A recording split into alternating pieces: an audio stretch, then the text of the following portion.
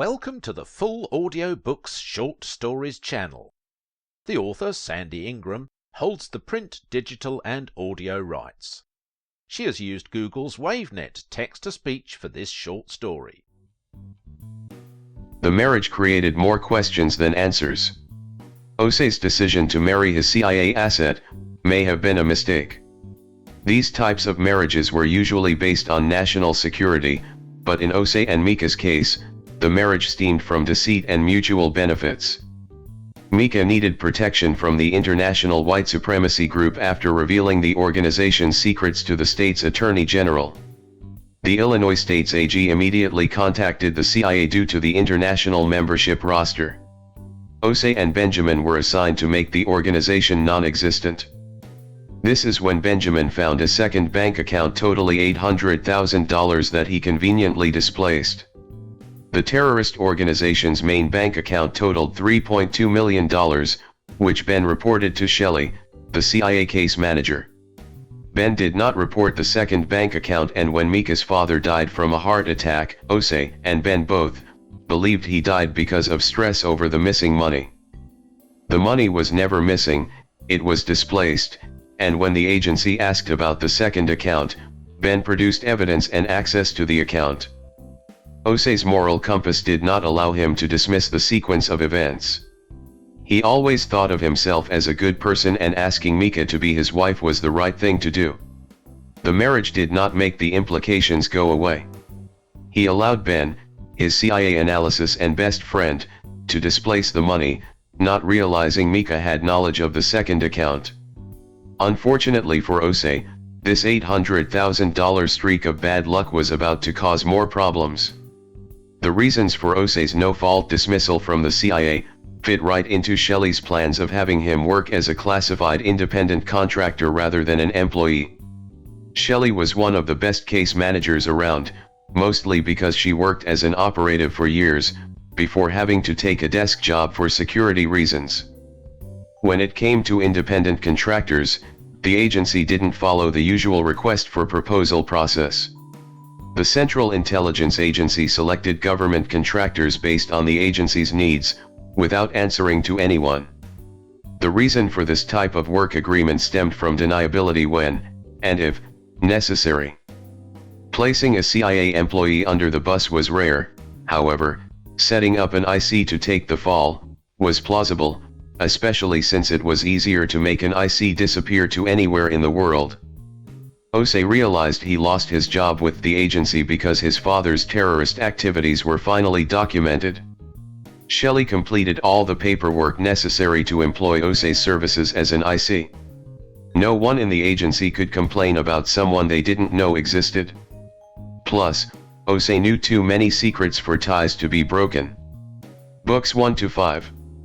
While enjoying more freedom, there were drawbacks. Osei didn't have access to classified data, and he could only access certain information with his case manager's approval. This meant constant contact with Shelley, at a time when his marriage was on the verge of falling apart. Keeping Shelley happy was important to his well-being. The more she protected him, the safer he'd be. Shelley never said anything, but Osei knew she was not happy about his sudden marriage to Mika. The latest assignment brought Shelley straight to Osei's front door on this cool October morning.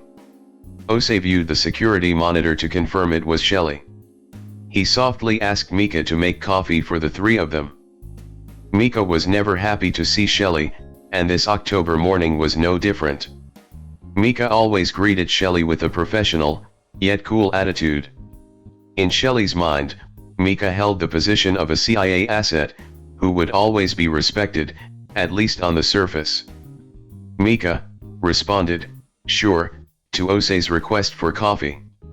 Osei was happy to see Shelley with her slim brown leather briefcase. This usually meant a six-figure payout for a special job. Osei opened the front door of the apartment and greeted her with a hug. Mika was in the kitchen and didn't see the exchange. "Good morning, Shelley," Mika said as she walked out of the kitchen. "Good morning," Shelley replied as she headed for Osei's office. "I have coffee for you and Osei, I'll bring it in a moment." "Thank you, Mika, I need coffee more than you know." Shelley smiled. Once in the office, Osei sat down in the chair next to Shelley. He never felt comfortable speaking to her from behind his desk. After all, she was the one who increased his income and changed his career from a terminated employee to self-employed. "What is it this time?" he asked in his soft and confident voice. Before Shelley could answer, there was a knock at the office door. Osei told Mika to come in. Mika set up the coffee, with brown sugar and a little milk, and left the room without saying a word. "Thank you," both Shelley and Osei said at the same time. Mika did not respond. Several minutes later, Osei and Shelley heard the front door open and close. Osei believed his lovely wife was leaving for the day. "Now for the assignment." Shelley set her coffee cup down and began using her professional tone. "A new analysis at the agency wrote a detailed report which implied the US may have killed Saddam's double rather than Saddam himself." Shelley handed Osei a thick folder marked classified. "They want you to analyze the report." Osei immediately understood if the CIA allowed the death of Saddam's double, they would investigate any credible or intelligent accusation on the subject. He also realized if the agency did not know they captured and facilitated the death of the wrong man, they would want to discreetly know more on the subject. Either way, the truth was trouble, another secret Osei would need to keep, and one more reason for the agency to watch him for the rest of his life. He decided right then, he would tell the agency, at least on paper, what they wanted to hear. He would reserve the truth, if different from the public's beliefs, for Shelley's ears only. Shelley calmly insisted that Osei sweep his office every day for NSA or other listening devices. "Do you have reason to believe someone would bug my office?" Osei asked. "Not that I can prove. I know the NSA is aware of this report and they may try to follow the paperwork." After her statement, Shelley suddenly stood up, grabbed her jacket, and headed out of the office door to the front door. She moved quickly and softly. Osei thought her actions were odd and concerned himself with why Shelley didn't finish the conversation. Osei got up out of his chair and walked to the front door, to be sure it was locked. He then headed back to his office, with the classified file still in his hand. Instinctively, he knew something was wrong. He thought Mika left the apartment. He heard the latch on the front door after she left. He decided to visit the sleeping quarters he and Mika shared as husband and wife. To Osei's surprise, he found Mika sitting on the small couch in the bedroom, overlooking the view. Osei's mouth dropped open, yet, he maintained his calm attitude. "I'll be in the office," he stated, as he walked away from the bedroom. He now understood why Shelley suddenly left. She knew Mika was still in the apartment. Shelley was a trained assassin. The sound of the door opening and closing did not prevent her from hearing the weight on the carpet as Mika slipped into the bedroom. It was suddenly clear Mika knew about the missing $800,000 because she hid the money herself. When she couldn't access the money, she used her father's death and the knowledge of the missing money to encourage Osei to marry her. It was his fault for allowing Ben to hide the money in hopes no one would ever know. Ben had a real problem with the possibility of being burned. The agency sometimes will categorize an operative as burned if they were caught in a compromising position, or if their cover was blown. Agents had to start their lives from scratch, with no employment history or any documented background. Osei's secret crush on Veronica, Ben's girlfriend, is why he went soft and didn't speak against Ben's actions. When he first met Veronica, he was not in a position to ask her out.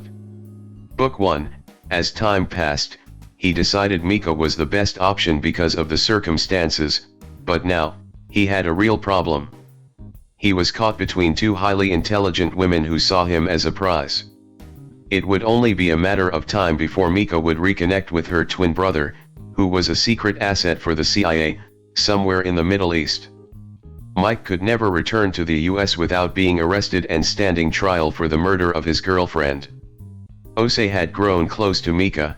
He surely would miss her when she left to be with Mike. Shelley warned him the agency would reunite Mika with her brother. Book 5.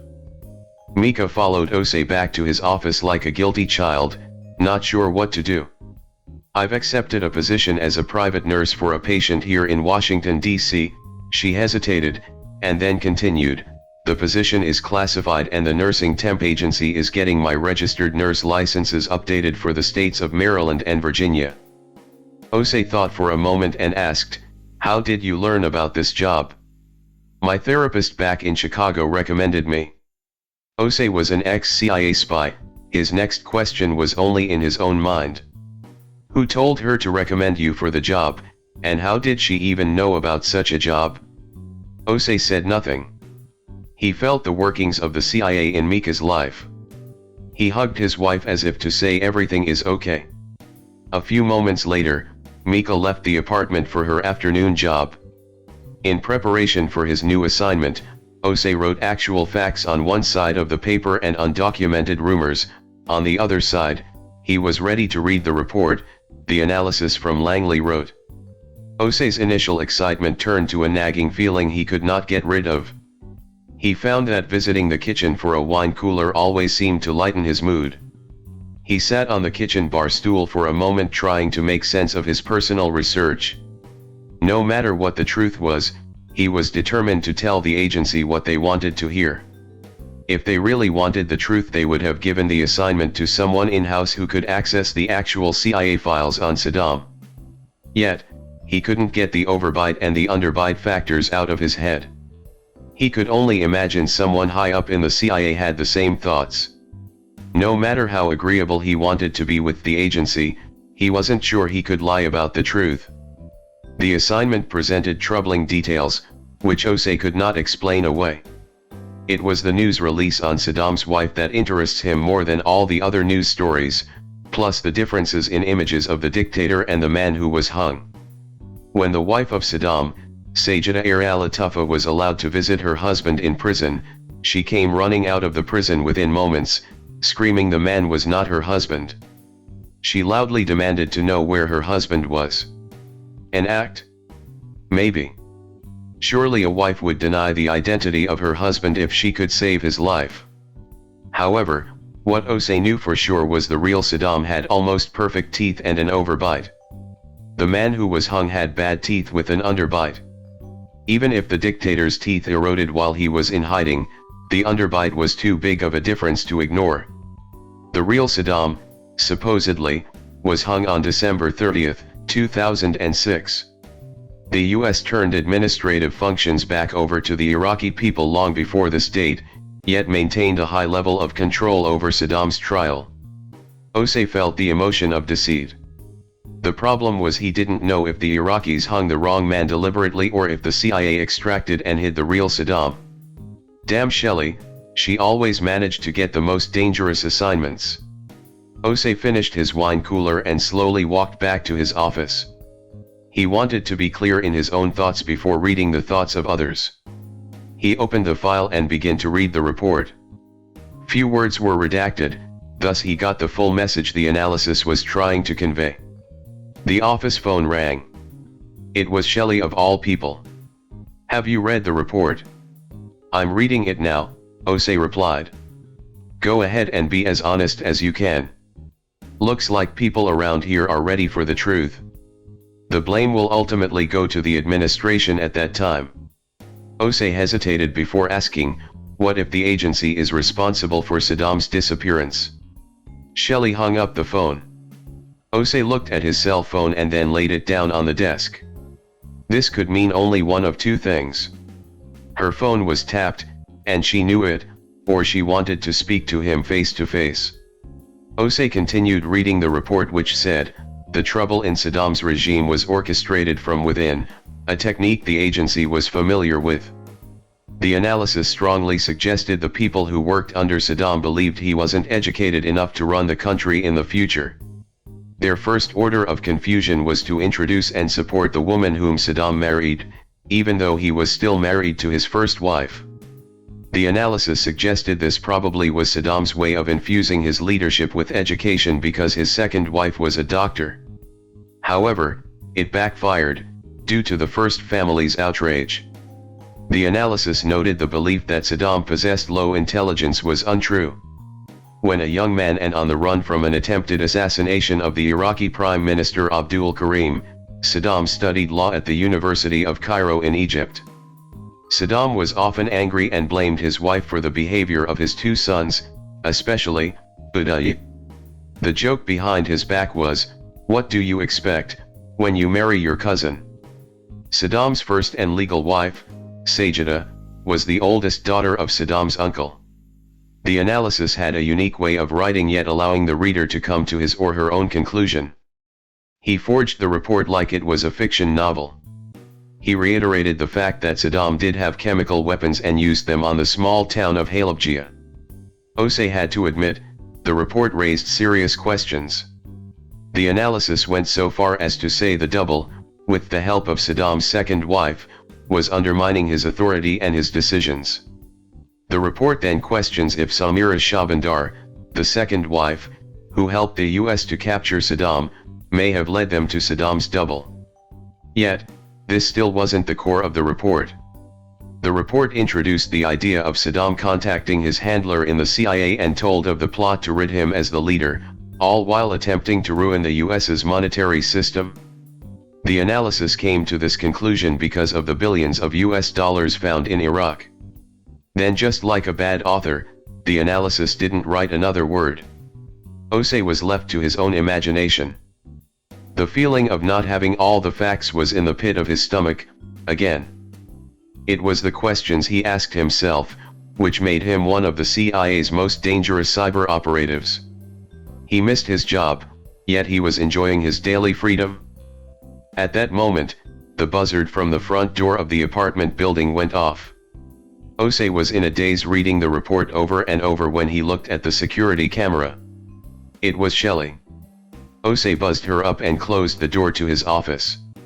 He and Shelley would talk in the kitchen just in case Mika was watching the apartment. Mika's stunt earlier that morning placed her in a position of being treated like a possible threat, and that wasn't something you ever wanted to do to a CIA agent, especially someone like Shelley. Osei opened the door and Shelley immediately walked into the apartment and headed for the kitchen. She sat down and looked at Osei with a smile on her face. "What made you say the agency took Saddam, even before you finished reading the report?" she asked. "I don't know, it was a feeling. We all know Saddam had contacted the CIA on more than one occasion. If he felt like he was in trouble, he may have reached out, and the agency may have extracted him," Osei replied softly. "Damn it, Osei, you've got to be honest about this. My boss won't like it. Hell, Congress may have a baby, but the new director will support you. Want something to drink?" Osei asked. No, this is a professional visit, wouldn't want anyone to think otherwise." Shelley thought for a moment and then said, "Do you know Saddam could be walking around somewhere in the world?" Osei understood this was not something the agency wanted to admit. He would write a handwritten note to the director, and in his official report, he would support facts given previously to the public. He knew this is why Shelley was sitting in his kitchen. The question was, how would the handwritten letter be delivered to the new director of the CIA?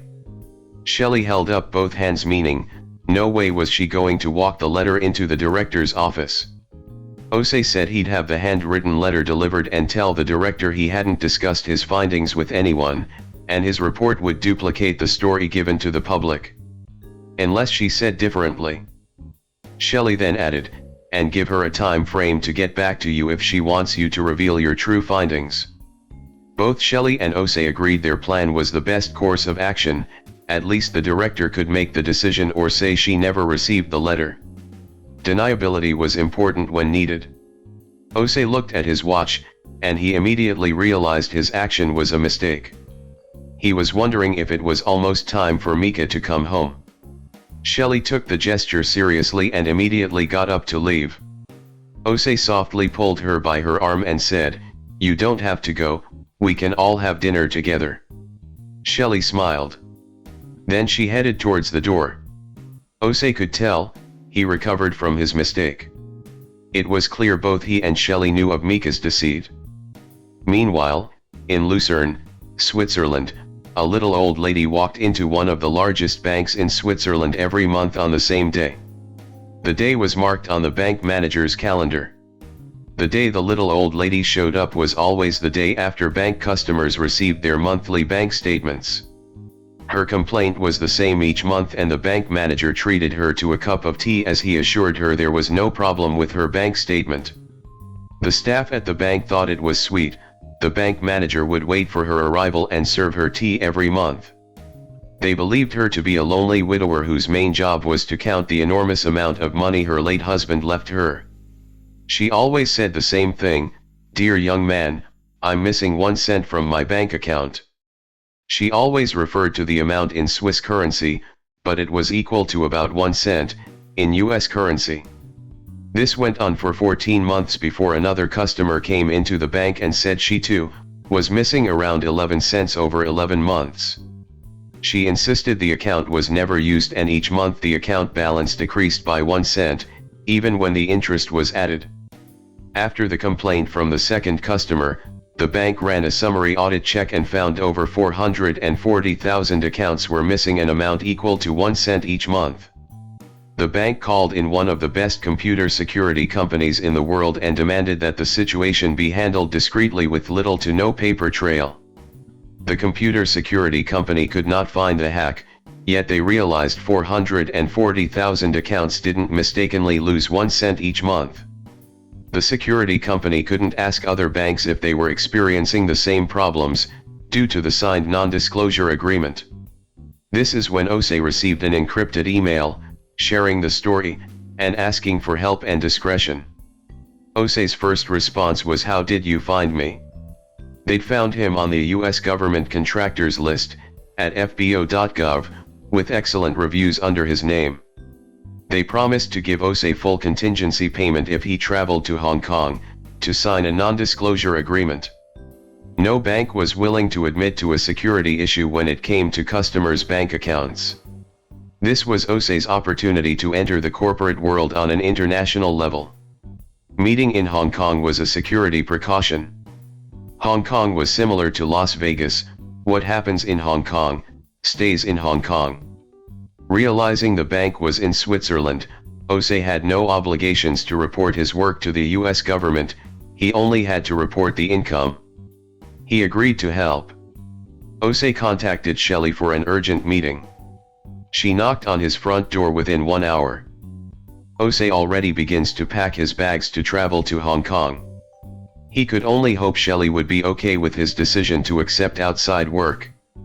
"Hi, I made it as soon as I could, what's happening?" Shelley asked while taking off her coat and sitting down in the living room.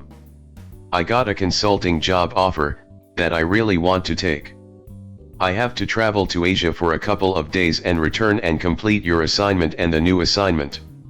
Shelley was silent for a few seconds before asking, "Can you talk about this new assignment?"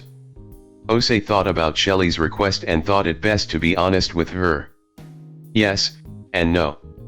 What I tell you is confidential and not for agency ears." "Understood," Shelley replied. Ose explained the new work assignment to Shelley. Her eyes widened with excitement. "You mean hackers are really taking 1 cent out of hundreds of thousands of bank accounts all over the world?" "For now, we only know about this one bank, but yes, it's probably happening all over the world." "Right. Yes, go. Do you need a ride to the airport?" "Yes, I'll be ready in a moment." Ose felt relieved Shelley was on board.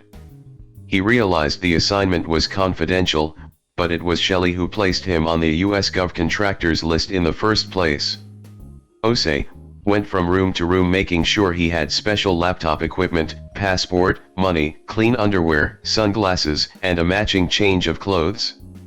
Shelley waited patiently as Ose finished packing. "What about Mika?" Shelley asked. Ose stopped. He'd completely forgot about his wife. "Don't worry, I'll tell her you're on assignment. Give me your hotel information, I'll give it to her, we'll go out and have a bite to eat, and act friendly towards each other." Ose stopped, and looked at Shelley to fully understand her intentions. What? Shelley said with a grin. Right, Osei confirmed. Here, give my cell phone to Mika, the hotel confirmation is the first text. I'll be using a burner phone. What is your burner number? I may need to call you. Shelley placed Osei's cell phone in her purse and then punched in her private number into Osei's burner phone. Once in the car, Osei thought it an opportune time to speak to Shelley about the payment for the Saddam investigation. She had left the apartment in a hurry and didn't discuss the compensation. He turned in the passenger seat towards Shelley, who exhibited cautious driving habits. At the stoplight, Osei decided to have a little fun. He made love to Shelley with his eyes. What's the payment for the classified project? It was moments like this when Osei enjoyed working with a beautiful genius. She fully took in the sexual implication, while her brain calculated finances. Perhaps the joke was on him, his manhood went to attention. He slowly turned in his seat facing straight ahead to hide the front of his pants. You'll be paid from a black fund account, I'm not exactly sure of the exact amount, but you'll be happy. Coming from Shelley, that was good enough. She was more like a partner and he trusted her to get the highest amount available. Giving Mika half of what he earned for household expenses and her personal expenditures worked well. He was able to save the other half for his future. The flight from Washington, D.C. to Hong Kong was 20 hours. Crossing the international dateline was always difficult for him, and this time would be even harder, because of the quick turnaround. Osei decided to sleep during most of the 20-hour flight to help compensate for the date changes. Osei's meetup in Hong Kong was a secret. An international carrier service facilitated the signing of the agreement and the transfer of the files to Osei, along with a partial payment. If anything went wrong, the company who hired Osei could say they never met him or saw him before. He too could rely on this deniability, if necessary. Osei felt a little embarrassed. He didn't have an offshore account where payment to him could be wired. He called Shelley and within an hour she called back with a confirmed bank account in the Bahamas. While in Hong Kong, Osei enjoyed several deep tissue massages in his hotel room. He had not felt this relaxed in years. It was like stress poured out of him onto the floor in his hotel suite. 2 days later, Shelley met Osei at the airport upon his return from Hong Kong. He smiled when he saw her and immediately walked towards her as he realized something was wrong. He could feel a change in Shelley's personality, even before she begins to speak. He was not ready for the bombshell Shelley was about to deliver. Osei handed Shelley the signed agreement to ensure she felt like a part of his team. Shelley opened the folder and reviewed the document. "What's the matter?" Osei asked softly. Shelley was slow to respond. "I'm taking a 1-year leave. I'll be leaving for California at the end of the week." "Why?" was Osei's only word.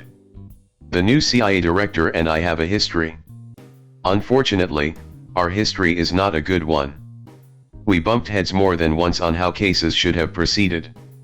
Now that she is the new director, I believe it best to take a leave and re-enter the agency in a year or two."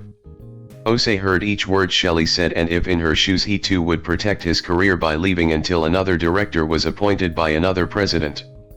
Yet Osei could feel this wasn't the worst news Shelley came to deliver. "Let's sit down for a drink," Shelley said, confirming Osei's thoughts. "Sure, what about the bar over there with the booths?" After Shelley and Osei ordered drinks, Osei waited patiently until Shelley was ready to speak. "Osei, in an effort to clear my desk before leaving, I made the necessary connection between Mika and her twin brother. Mika's twin brother was a person of interest in the murder of his longtime girlfriend in the city of Chicago. He had fled and wasn't available for questioning for over 3 years. A couple of years after the murder, Mike came to the attention of the CIA and became an asset overseas. Shelley never shared the details or the location. She had warned Osei she would reveal Mike's whereabouts to his twin sister, Mika, in about a year. She'd kept her word. Book 5. Osei, there were some questions about the $800,000. Yes, I know the money was found and accounted for, but Mika's first accusation stuck in the minds of my enemies. They still believe her father was killed over the missing monies and you and Ben hid the money for your own purposes. The feeling of relaxation Osei obtained while in Asia suddenly disappeared. Osei's shoulders and stomach tightened up. I never saw the money online, however, I knew Ben moved it to another account, Osei honestly answered. Yeah, well, knowing about the second account makes you look guilty too. So, what will happen because of this knowledge? Osei asked. Nothing, because I won't be there to answer any questions. You're married to Mika, Ben is undercover, and the money was recovered. Osei realized Shelley's absence from the agency was the key to his and Ben's safety. Sure, the agency could push it, but probably would not because the end result would be the money was misplaced, not an attempt to defraud. Shelley looked into Osei's eyes. I was also accused of trying to manipulate you into a personal relationship. Shelley then looked down to avoid eye contact with Osei. Osei asked, very calmly, is that true? Sort of, Shelley whispered. Where will you be in California? Osei felt the need to change the subject. He wasn't interested in seeing Shelley squirm. He cared for her. I believe it best that I call you in a year, we'll talk then. I want to keep my position with the agency and it's important I make correct decisions, especially since Mika is more than likely gone. Tears were in Shelley's eyes, she continued talking, they will watch me closely, just as they watched you and Ben. It's important to present a picture of no conspiracy. There it was, the knockout Osei knew was coming but couldn't figure out from where. Shelley was right, more than likely he'd get home and there'd be a note from his wife and her personal belongings would be gone. Now Shelley was saying she too was leaving. He waited 18 months to start a relationship with Shelley, he could wait another year. There was little doubt in his mind that he and Shelley would one day share a bed together. Osei hugged Shelley but was also aware security cameras were watching. He kept his hug professional looking. Yet, Shelley could feel the full strength of the hug and the bulge in his pants. She too knew they would be together on some level in the future. Shelley picked up her briefcase and left the bar without looking back. Osei sat at the bar a while longer to give himself and Shelley time to adjust to another separation. The funny thing about their work and personal relationship, it was defined by the unplanned time they spent away from each other. As Osei sat there wondering about his future, a text message came from Shelley. Next week you will receive an assignment to investigate a new case. Off-book assignment, agency records only. Osei was comfortable the agency kept him in the loop, especially on subjects they didn't want to disclose within the ranks of the CIA. It was at that moment while reading Shelley's text message, he realized the influence Shelley had in the agency. It was the next text which surprised him.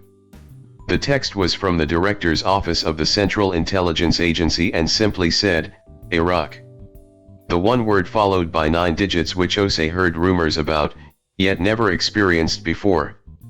The 9 digits represented an offshore bank account, where he would find payment for his off-book assignment. Osei scrambled to write the numbers down because he knew, in a matter of moments, after he read the message, the text message would disappear as would any trace of it ever being sent. As expected, when Osei arrived home all of Mika's things were gone. Osei looked around the apartment for a note or a message but found nothing. Osei wondered how a wife could pack up and leave without saying anything. Osei quickly checked his regular phone, which he didn't take to China for security reasons. As he scrolled through his phone texts and messages, he looked for any trace of messages from his missing wife. There it was, a message from Mika. I knew Shelley would tell you what happened. Sorry. I miss my brother, hoping to see my mother again.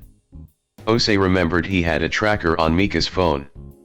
He immediately opened the app to learn the locations of Mika's phone. To his surprise, the phone was in Cairo, Egypt.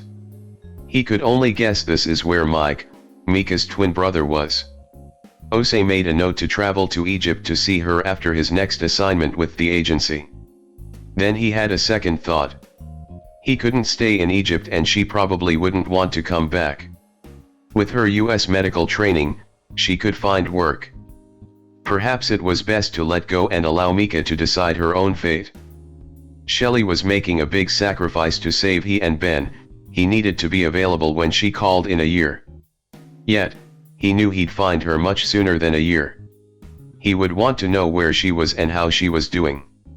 The next morning Osei called Shelley at her office. "I need to know where you are going, and what you'll you be doing," he demanded in his soft voice. Shelley laughed and replied, "I'll be teaching at UC Berkeley. I'll also be looking for new recruits for the agency."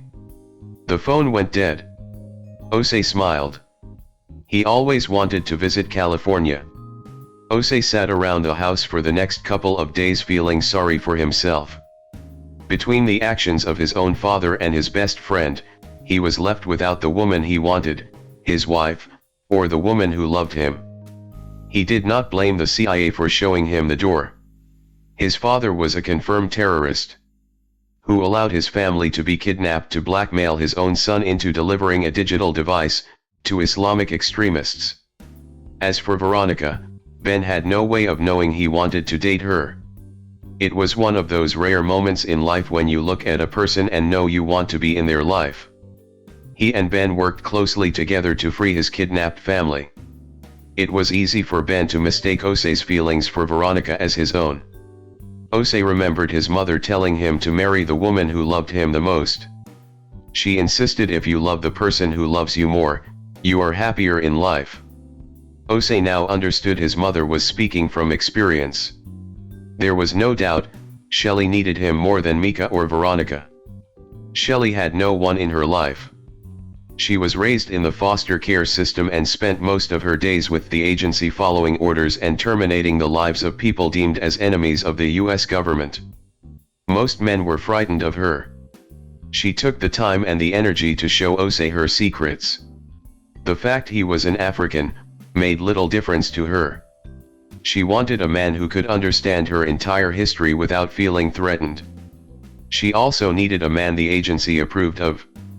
In the beginning, he hadn't dated Shelley because he couldn't imagine taking a white woman home to meet his mother. Now, his mother made the choice to stay with his father, a known terrorist. He couldn't imagine ever visiting his mother again unless the CIA arranged it. Life and circumstances made Shelley the best choice. His career was defining his personal life. For some reason, he decided he couldn't feel sad about the truth. He took responsibility for his actions and accepted the results. Finding the sophisticated hack for the bank in Switzerland was easy. Looking for the code within the code became easier when he wore the hat of a cybercriminal. He reported back to the company that hired him and was paid handsomely for his efforts. He was now a major player in the world of computer science consulting. The bank gave him raving reviews on the fbo.gov website, without disclosing the details of his assignment. Osei begins to concentrate on his new agency assignment. Okay, when did they say Ben Laden died the first time? I cannot confirm or deny if this fictional story is true. Sandy Ingram, a retired American expat now traveling the world. 2020 Copyright Lifehack Publications. Hi guys, Sandy Ingram here.